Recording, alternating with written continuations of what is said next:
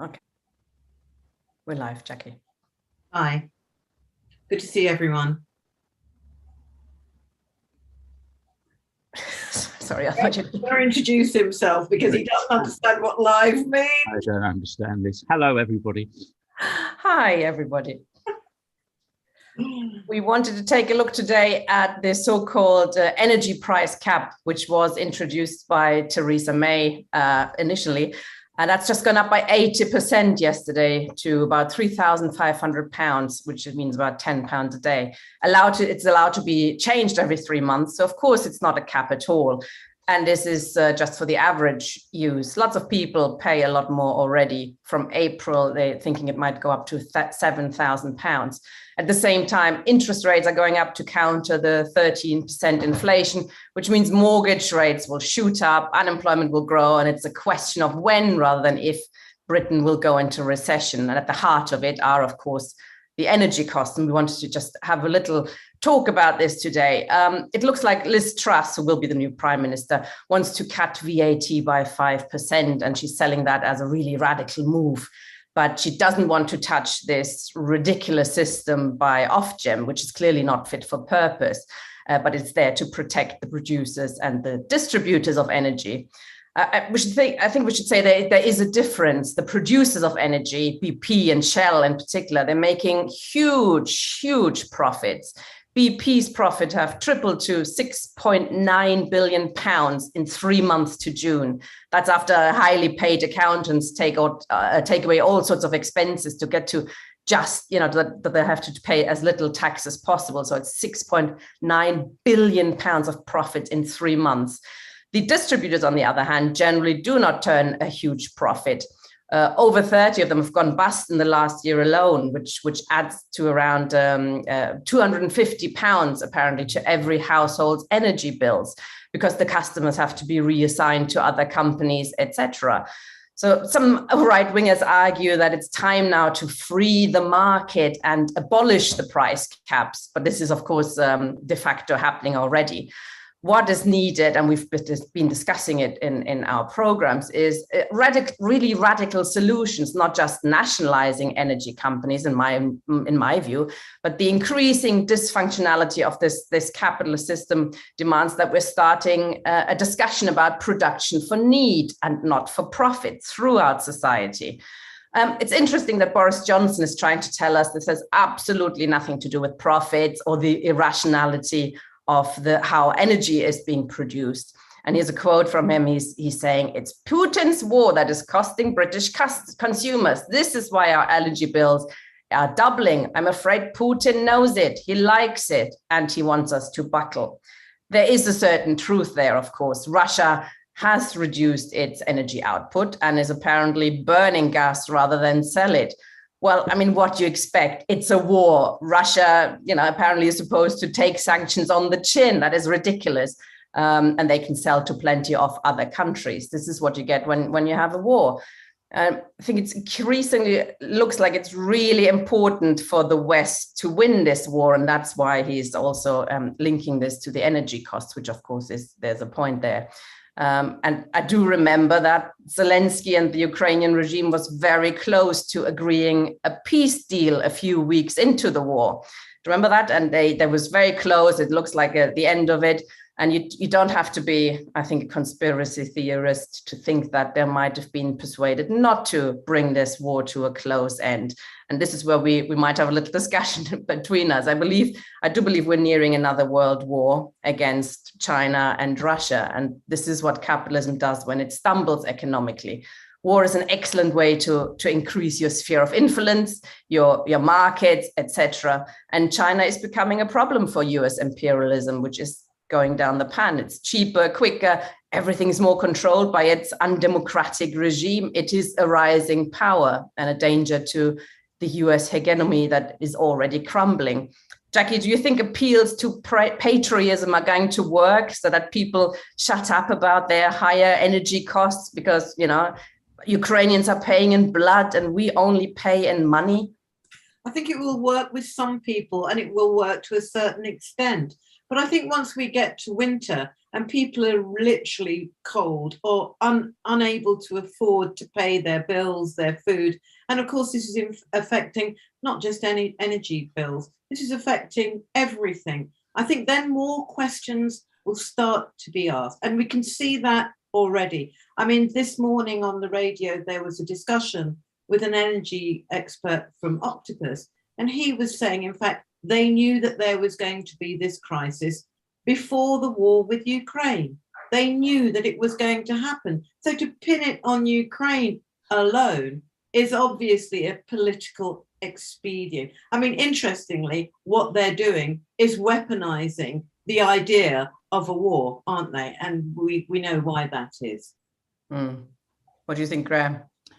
Nah, there's no legs in this narrative at all. In my opinion, I think it just shows the desperation of the establishment.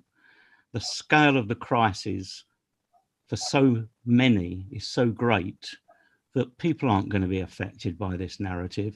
Do you know, it reminds me a bit of the failed narrative in the early days of Jeremy, when, what was it, he was accused of being a Czech spy. They were so desperate, and of course it didn't get off the ground. This won't get off the ground. Look at the scale of this. Truss had to retreat, U-turn within one day from her promise, no handouts. Well, of course there will be, quotes, handouts. And if there's not, there'll be riots on the streets. And the one thing they fear more than anything, even more than their profits, is their power. So there's, I don't think there's anything in this. I hope there isn't, because if so, then we're in a worse position than I dreamed of. But what's really impressed me is the scale of the resistance. I mean, having been on the picket lines of the RMT and CWU lately, and the real strength of feeling, and I think that's reflected in Enough is Enough as well. I'd be amazed if this had any legs and got off the ground. Over 400,000 people have apparently already signed up to Enough is Enough, which is a good sign. But I do want to raise something slightly critical, perhaps, and that is the idea that, you know, Boris Johnson, of course, is totally overdoing the Russia link when it comes to energy prices. Enough is Enough, however, doesn't talk about the war at all, which I also find a bit problematic. What do you think, Jackie? I think they are having a problem. We know that what they're trying to do is have this broad church idea. I mean, that's why we see them, you know, bringing along Andy Burnham, which has made a lot of people question actually what is going on here and how is Starmer going to respond to this. Well, at the moment, he's not responding to it at all. And of course, Enough is Enough has actually come into being because of the vacuum of opposition by Her Majesty's loyal, very loyal opposition. And that's what's going to be interesting to see, how far this goes and how far Starmer can actually play I'm above this all politics, because I'm absolutely sure that when Truss gets in, if it is her, she is going to put an offer on the table. And if I was her and I was being smart, I would make sure that my offer was much, much better than the Labour one that's already been put up. And then it's a slam dunk. Starmer's got nowhere to go at that point. Graham, you have raised the possibility of a minority Labour government, perhaps. So yeah, but let me say, I'm not going to criticise Enough is Enough. Let's give them a bit of slack. It's just begun. They're beginning to enter into the political arena and filling the vacuum left by the absence of any Labour opposition. But I think that Truss winning this election is going to be potentially politically, electorally, a disaster for the Tories. I think it's a huge mistake for them. And I think it does open the possibility, probability, nothing certain, of a minority Labour government, in which case Starmer's total absence of any credible alternative and policies will be shown. And I think the experience of a Labour government could have a devastating effect on the link between the Labour Party and the trade unions. I think that there is a limit beyond which the trade union movement will say exactly the words, enough is enough. So I think that we're in for a very interesting times. Also hear that Unite and Unison have changed their view on electoral systems and are now backing PR at the forthcoming Labour Party conference. Jackie, do you think that is a good way to go? I'm afraid I think it's the only way to go now. I think what we have is a dictatorship of not two parties, but two lots of MPs, because actually we now have undermined anything like a party system. Strikes me, for example, that in the Labour Party, the PLP, the Parliamentary Party, represent themselves and are a self-perpetuating elite. They've got very little link to the members there. And I think the only breakthrough from that is going to be proportional representation. And I've shifted on that. Graham, have you shifted yet? Not much. I've shifted from opposition to to a feeling that it's totally irrelevant and a distraction. We really are fighting. We're really fighting for our lives as a movement, as a party, and actually with our cost of living. And to think that this is going to be a big issue, I think is wrong. I think it's a distraction. I'm bored to tears and I don't want to talk about it. See, the reason why why myself and perhaps Jackie get excited about it is because it opens up the possibility of a left party that could actually challenge Labour properly at the ballot box. Like in Germany, the Linke Party brings together the whole left in Germany with all various problems, political problems, but it does give the left a chance to use parliament as a platform. Well, you know, sometimes Graham can be wrong. It is possible. And I think in this, without doubt, he's wrong. And in this, he's lagging behind, I think, what many people are thinking, and the only way forward. Because how else are we going to break through this? Through revolution on the streets? You know, are we going to, storm the steps of Westminster? No, that's not happening yet. This is a step on the way to increase democratic control of our legislature. Wow, PR as a step towards revolution. That's a new one.